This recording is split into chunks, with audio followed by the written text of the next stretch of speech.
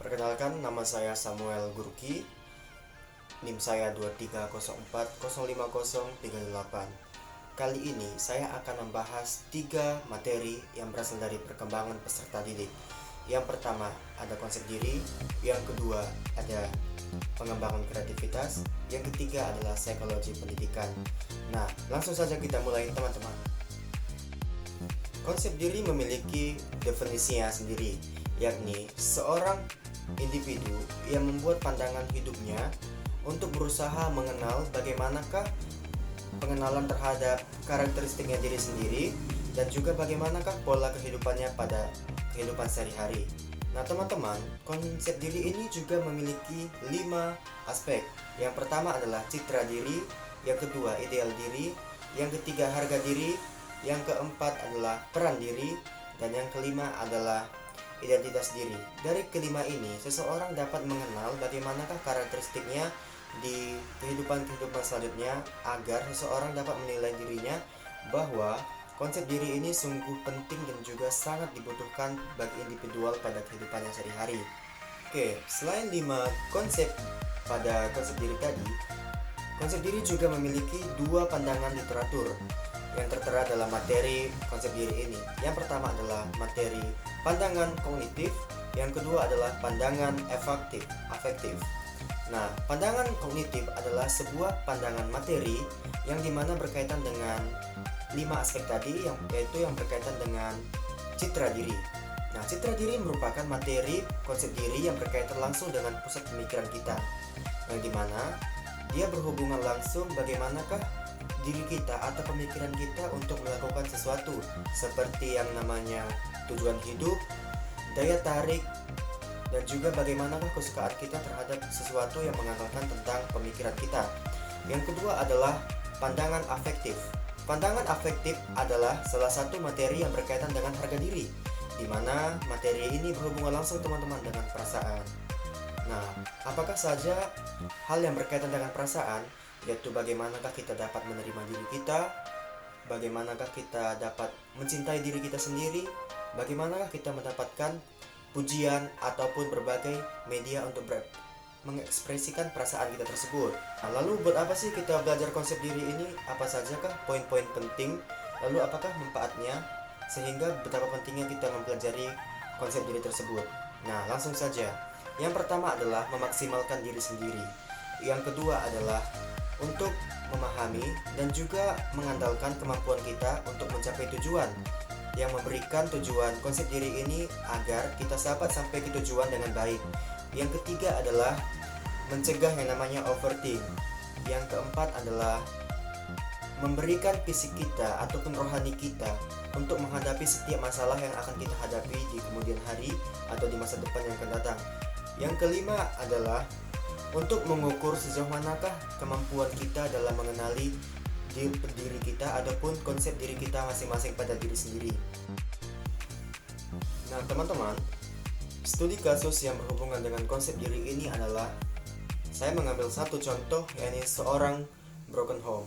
Seorang broken home adalah sebuah keluarga yang dimana tidak lagi memiliki yang namanya ketentraman dan juga keharmonisan. Nah, bagaimanakah posisi seorang anak tersebut? Mengapa saya mengambil contoh ini? Karena menurut saya, anak yang berasal dari broken home itu memiliki yang namanya konsep diri yang cukup berantakan, dari aspek harga diri dan juga dari aspek citra diri, yang dimana seorang anak tersebut tidak dapat untuk mengekspresikan, tidak dapat memiliki tempat bercerita bagaimanakah dia untuk menentukan jati dirinya sendiri, yang merupakan berhubungan langsung dengan 2 literatur tadi, yakni afektif dan juga kognitif.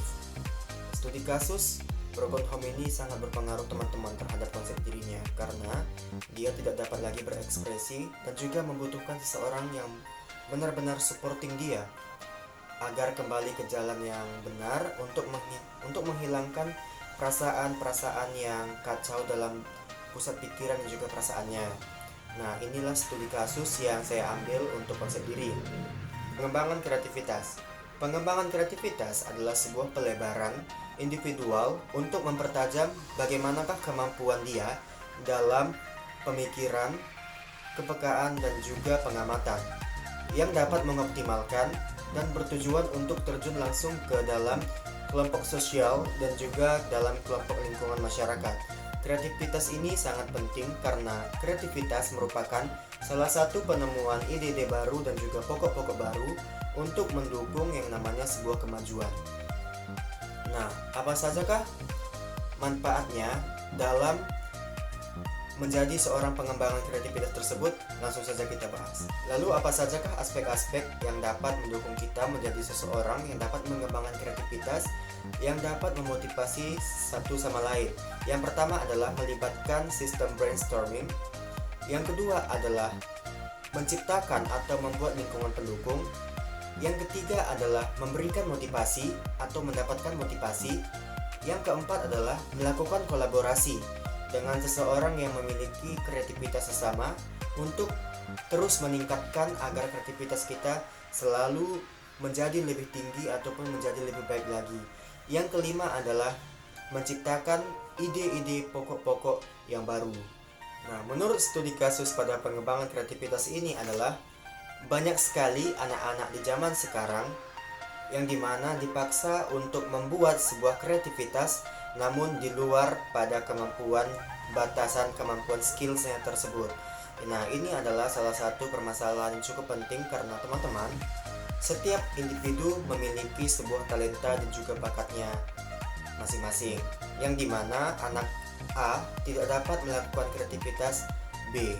Nah, inilah pentingnya kenapa kreativitas itu perlu disalurkan menurut dengan kemampuan diri masing-masing agar melahirkan ide-ide baru ataupun pokok-pokok baru untuk menciptakan lingkungan yang lebih indah dengan beragam kreativitas. Selanjutnya kita akan membahas tentang psikologi pendidikan. Yang terakhir adalah psikologi pendidikan. Psikologi adalah sebuah ilmu terapan yang dimana untuk memahami setiap perilaku manusia. Lalu apakah bedanya psikologi dengan psikologi pendidikan? Nah, psikologi pendidikan ini memiliki ilmu yang cukup luas ya teman-teman. Karena apa? Karena psikologi pendidikan adalah ilmu yang mempelajari tentang bagaimanakah setiap perbedaan individual melalui aspek emosional, perilaku, dan juga bagaimanakah seseorang tersebut memiliki keterbatasan ataupun kemampuan, kelebihan ataupun kekurangannya. Lalu apakah manfaat psikologi pendidikan bagi dunia pendidikan ini? Yaitu untuk membuat seorang guru lebih dekat lagi kepada para siswa-siswinya. Untuk bagaimanakah seorang guru tersebut dapat melakukan statement pengamatan, bagaimanakah karakteristik seorang siswa-siswi tersebut sehingga guru dapat memahami dan juga dapat memisahkan bagaimanakah kemampuan siswa tersebut dan juga bagaimanakah kekurangan siswa tersebut. Nah, lalu apakah aspek pendukung yang harus diperhatikan teman-teman? Yaitu aspek pendukungnya adalah adanya sosial, karena sosial penting untuk memahami bagaimanakah siswa tersebut dalam mempunyai kelebihan dan juga kekurangannya dalam sektor pendidikan. Yang kedua adalah mencerminkan sikap role model. Yang ketiga adalah tidak adanya yang namanya pilih kasih, karena seorang siswa tersebut juga akan merasa tidak nyaman jika seorang guru memisahkan yang namanya pembelajaran satu dengan siswa yang lainnya, yang dimana seorang guru lebih condong pada siswa yang lebih pintar daripada siswa yang belum cukup pintar. Nah, ini adalah aspek yang harus kita perhatikan. Nah, studi kasusnya adalah di zaman sekarang banyak sekali kasus bunuh diri teman-teman karena akibat depresi. Karena apa? Karena kurangnya pembekalan kepada siswa-siswi tersebut terhadap materi dan juga terhadap lingkungan bercerita, di mana seorang siswa-siswi tersebut memiliki permasalahan. Nah, di mana mungkin saja permasalahannya dari segi keluarga, ekonomi, ataupun dunia pendidikan. Nah, menurut saya psikologi ini sangat penting karena psikologi adalah ilmu yang peka terhadap perasaan, yang mengetahui bagaimanakah kehidupan seseorang tersebut.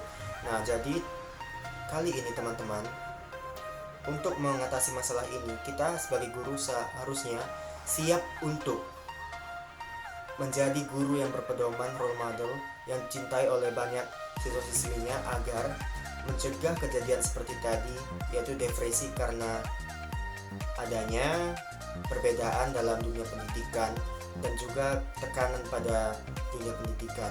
Nah, sebagai seorang guru kita tentunya harus dapat menciptakan metode belajar yang dapat mengurangi kejenuhan dan juga kedepresian pada siswa tersebut. Jadi teman-teman, itu adalah 3 materi yang sudah saya bahas, yaitu konsep diri, pengembangan kreativitas, dan juga psikologi pendidikan.